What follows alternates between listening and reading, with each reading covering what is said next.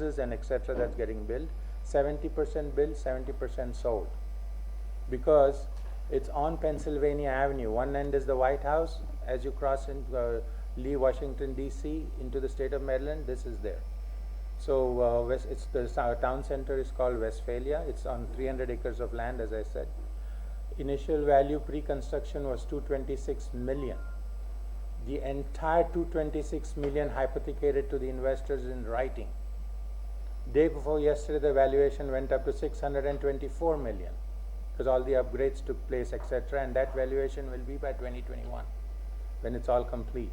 It's right on target to be complete. So now I can only sell what comes from my heart. What comes from my heart is I trusted people, but I verified. So when I went, saw what was happening, the pricing of the houses, the people behind it, the regional center has won the highest award in the United States for integrity and return of funds. In 2016 and 17. It's 924 pre-approved, which basically means they don't have to do any verification on the regional center. It has been pre-approved. Okay. It has exemplar status, which is the gold seal of approval from the US government. Okay. Exemplar is basically they do the business due diligence, and here mainly because the state is also financing. So there were a lot of factors coming into play where basically getting something like this sold is very easy. I can sell what moves my heart and my mind. I can't sell just because you're going to give me a rupee or 10 rupees. Right? So it was easy for me to convince people that come into this without telling us go do the due diligence. I'll give you the address, go talk to people, go talk to the bank, go talk to the government. Okay? So when you trust and verify, when two hands clap together, some noise is made.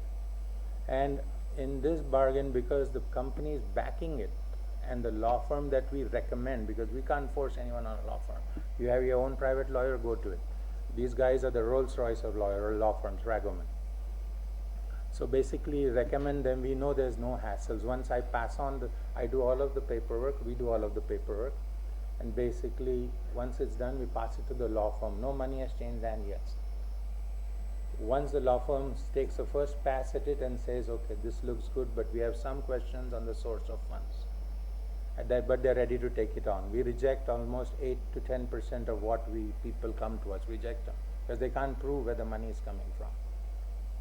So basically, because of the team involved, and because of the hassles right now with H-1B, student visa converting to permanent residence, a lot of talk in the air about how things are going to come in the future, but the future is unknown. This is, a bird in hand is better than two in the bush. So that's why we are promoting this now. We are trying to see if people who are genuinely interested or in trouble, how we can help them. So that's basically, in a nutshell, is the EB-5 program. It's in a nutshell as to why we are involved, why we want to help people with the student visa or H-1B visas, why this is different from every single EB-5 out there, and that includes corporate EB-5s, a Marriott or a Hyatt, or if they're building their own hotel, they give you almost 0% interest. Okay? But they know they have an excellent track record, so it gets sold. The problem with this project is where the government is not allowed to advertise. Okay? So it has to be done through word of mouth. And this is the best in my book. I've taken it on not just for but what I'm saying. I've gone and checked it out. I know a lot of EB-5 programs around there. Nothing is as close as this, because nothing is backed by 100% guarantee, and it's not even allowed, but it's hypothecated. Because nothing is going to happen to an infrastructure project. Because there's a underground tube coming there in 5 years. So it's going to extend from Washington DC. So you know what's going to happen to the value. Coming right into the property, one of the stations. So that's the EB-5 program. Now you guys can shoot whatever you want. Just to understand what you said, unlike others who are offering EB-5 program, you are saying that this investment will be put into that. All investments have to be put in the project you are selling. So it has to be put into this.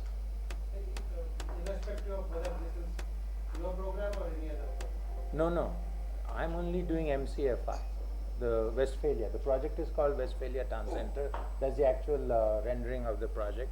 This is the project that you have identified to get the That, yes. investment. So I only work for this project, no other project.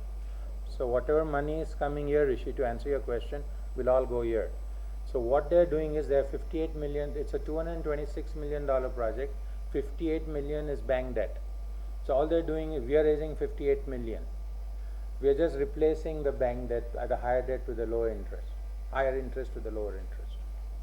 So you're always at number one mortgage. You're the senior debt in this program because there's no other debt. You invest in this, do you get any returns and anything? Yes, there's a very small return in this, it's 0.5%, so they're not doing this for the return. So how this works is the higher the interest, the higher the risk. So if someone giving you, let's hypothetically say 6%, 10%, you got to put all your antennas up because you know they're depending on your $500,000 to build the next phase of their project. In our case, the project is in full swing. The entire project is being hypothecated to you. So the security is complete in the in written form. So that's the peace of mind you have tomorrow, that now the only thing is to worry is about how to do the paperwork right.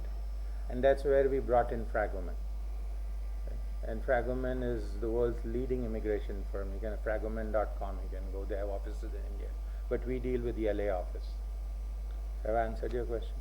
So if I invest, say, this amount, Mm-hmm. this amount will be invested in this property. Exactly. And he will be in queue for getting EB. That's correct. And what is the timeline you? Right now, it's between 24 to 36, 24 to 27 months if you go to US immigration website. Unfortunately, when I started this in 2015, 100 this year now. So July 1st, it goes up to 5 to 6 years. But here is the fun part, and this you may or may not know. October 1st, this may be $135 million. At which point India is gone, China is gone, everyone is gone, because RBI only allows $150,000 per person adult. So in a family of 4, if they're children under 19 years, here the visas allowed are anyone under the age of 21 can apply for an EB-5 with the family, husband and wife. At the time of filing, if they are 20 years, is going to come October 1st when either the program goes up to 925,000 or 1.35, has passed all of the boards, immigration boards. How they're going to implement it, what they're going to do, my guess is as good as yours. Okay, are they going to start it on day one, or they're going to give a grace period? I have no clue. So we'll hopefully wait and see what happens. So that's the urgency right now. That's why so many people have applied. A lot of them, almost 25 to 40% of them, are applying in places where they shouldn't be applying. Unfortunately, I can't reach everyone and I can't tell them to come and look at our project, and we physically don't have the manpower to even help everyone. So you're saying that the 10,000 is the cap for Every year, January 1st, EB-5, 10,000 visas are granted, are in the pool. Yeah. Any one country can only take 7%. So we have already hit 7,000. We are almost hitting, because July 1st we go into what's called retrogression.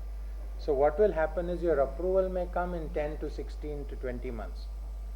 You just have to wait when your visa opens up, just like a family visa, right? They give you, I don't remember the exact number. So let's say your brother invited you and your family to go, you applied 10 years ago and you're still waiting. Every year there's $200-some thousand, 220,000 visas granted, not dollars, sorry, for families. So he comes in that pool, and out of the 220, there is certain restrictions for each country. I think it's 7% again, but I'm not sure. I'm not an expert at that. So the same year is 10,000 EB-5 visas, 700 people. They just announced, by the way, Rishi, a week ago, India is going into retrogression July 1st. But the beauty of this is the moment it goes to 925 or 1.35 million, India is gone after October 1st, because no one's going to go. It's just a lot of money, right? 500 is a lot of money. So what happens is next year or the year after, the retrogression will be gone because there will be no applicants. They're going to shoot themselves in the foot, but the ones who have already applied benefit from it, because retrogression goes away. If next year 700 people don't apply, maybe 1 or 5 apply. You'll be lucky if you even get that many. There is no retrogression because automatically 650 will be cleared, 695 will be cleared. So it will catch up in a year or two. So it will be back to normal if it goes up. So what is the trend? I mean, those guys who are already staying there are applying, or guys from here are applying? Both. It's working both ways. The guys who are there on a student visa, H1B visa, L1 visa, B1 visa, whatever visa numbers are there, they are applying. People who are from here are applying, high net worth individuals. A lot of the people I have taken there, and I have some titans of industry with us, okay, and be on a one-on-one level. I'll be happy to even give you their numbers. You can talk to them. What's happening is a lot of people see that they want their kids educated, and it's tough to go to the US, even with money, right? The big benefit here, I don't know if Rishi, you heard about this, is if you land in the state of California. I'm just giving you a hypothetical situation. The University of California, Berkeley, for foreign students costs you somewhere between $50,000 and $60,000 per year for the undergraduate and the graduate program. What happens is the moment you land, a year from there you're considered a resident, and it drops to $16,000 or $18,000.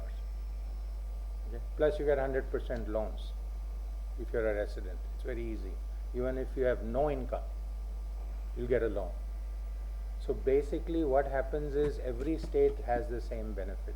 So parents of kids who want to go there and have the resources, they use this as a vehicle, because not only do they get a green card, they can go work anywhere, they also get to find universities on merit that they can apply to at same fees as the locals. So right there they'll save $30,000-$40,000 on good universities. There are cheaper universities in other states. Mississippi, will probably cost $15,000-$20,000.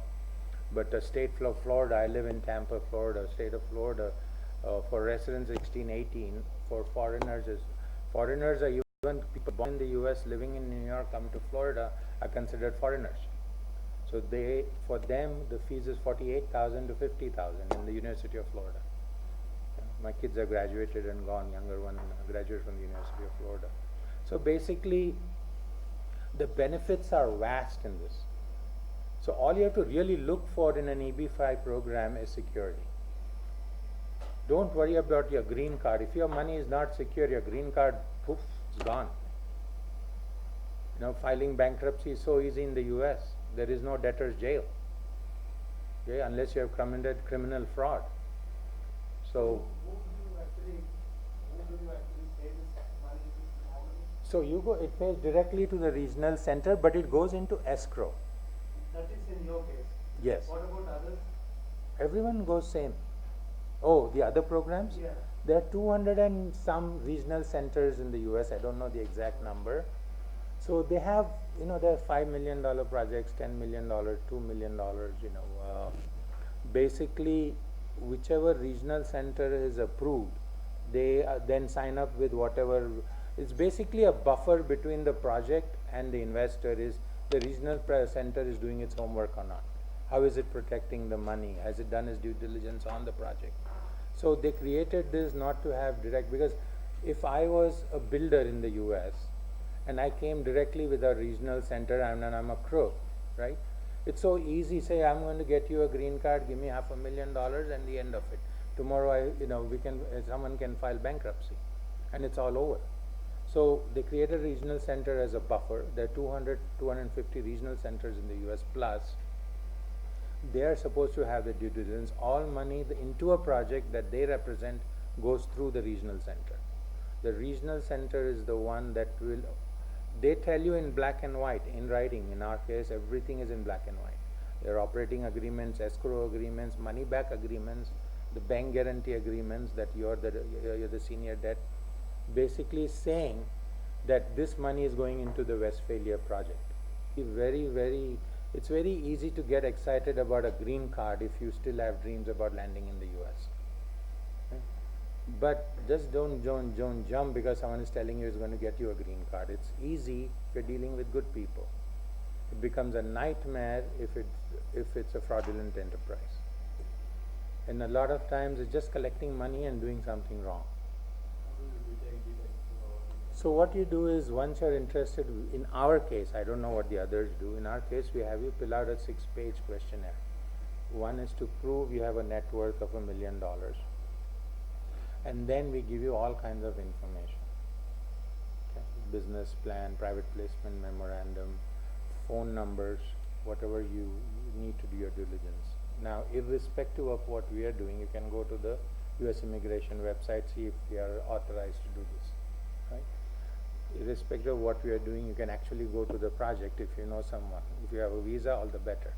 You don't really have time right now, because everything, we are going to stop taking people by August 15th or 25th, because the law firm takes a month to file. But whatever we can help you and whatever independently you can do, a lot of it is available on Google.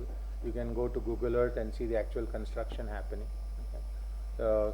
So basically, there are many ways to do due diligence, but the better part of doing a due diligence is, if some investor wants really to put money into this, they should do it without telling us, because that's true due diligence. Go talk to the local, and any government official in the US will talk to you, especially the local ones. Have you invested this money? What do you think of this project? Is this license? Is this how much have been built? And they'll answer it on the phone. So you do a Google search. This is in Prince George County, which is one of the richest counties in that area. They'll be happy to answer it. So you're flagging out this hiking fee issue now.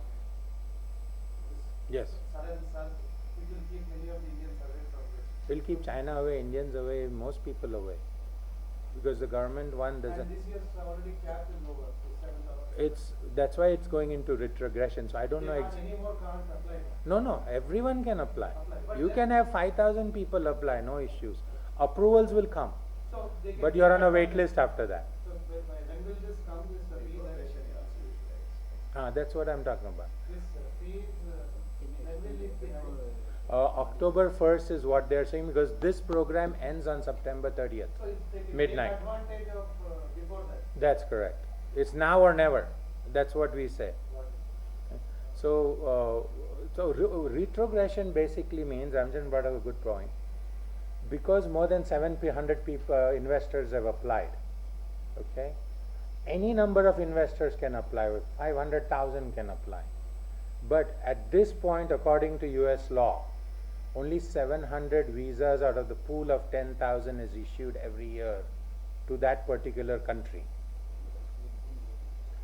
After that, you go into a wait list, because next year you hope only 100 will apply, so you get 600 opening up.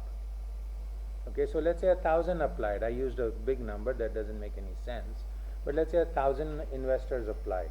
300 will be on a wait list. So they get preference. They will get approval. They'll get everything. They'll be wait list. No, in the history of the US, nothing has ever been retrograded. Okay, So the fee paid, everything paid, the only fee that may change is the immigration fee. For example, December 16th, I think, or December 15th, 2016, the application fee, 526 form, was $1,500. That's the actual cost. Have to give it by check only to US Immigration, and the law firm does that. They changed it on December 15, 2016 to 3,670 or 3,690 per applicant. So that can change tomorrow to 5,000. But the admin fee, the 500,000, that stays, and it's accepted. Your tracking number is there on US Immigration website. It just keeps saying in process, in process. A lot of people get frustrated, but that's beyond our control. I made damn sure the money is safe, and the rest is bureaucratic crap, and that's going to take its own time. Beg your pardon? It's already been announced. So they've announced it a year or two ago, but now because Trump wants to kill it, at least there is talk between Democrats, Republicans, and the administration. that they want to kill EB5 altogether. Will that happen? Doubtful. Okay.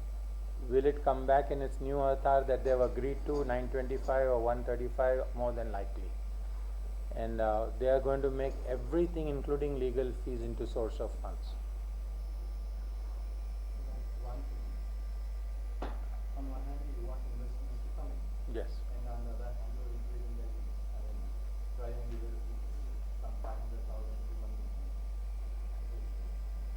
million. I wish I was making the laws. I have nothing, I'm only selling what's there right now, what's there. And I agree with you. I think, you know, they've got so much money out of this. And has created, because you can only hire US citizens and residents. You can't hire H1HB people in an EB5 project. It's against the law. So it benefits only US residents. And for them to hike this, and I'm hoping this goes to the US, because I am as angry as anyone else.